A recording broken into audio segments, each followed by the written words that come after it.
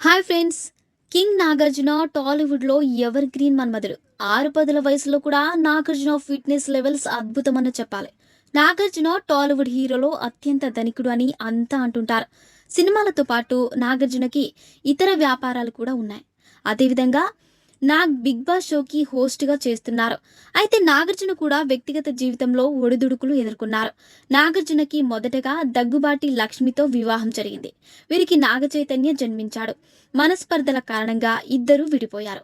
1984లో వీరి వివాహం జరిగింది.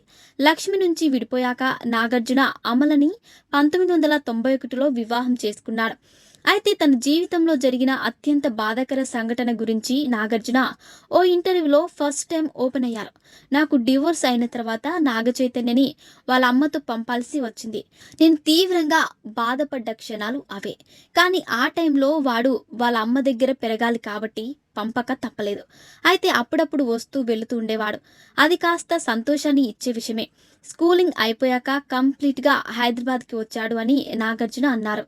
చిన్నతనంలో వాడు పూర్తి స్థాయిలో నా దగ్గర లేడు అనే బాధ ఇప్పటికీ ఉందని నాగార్జున అన్నారు. నాగార్జున చేసిన ఈ వ్యాఖ్యలు సోషల్ మీడియాలో వైరల్ అవుతున్నాయి. నాగ చైతన్య కూడా చాలా సందర్భాల్లో ఈ విషయాన్ని తెలిపాడు. అమ్మ దగ్గర ఉండడాన్ని తానెప్పుడు సంతోషంగా ఫీల్ అవుతానని అన్నారు. దగ్గుబాటి సురేష్ బాబు, విక్టరీ వెంకటేష్ నాగ చైతన్యకి మేనమామలు.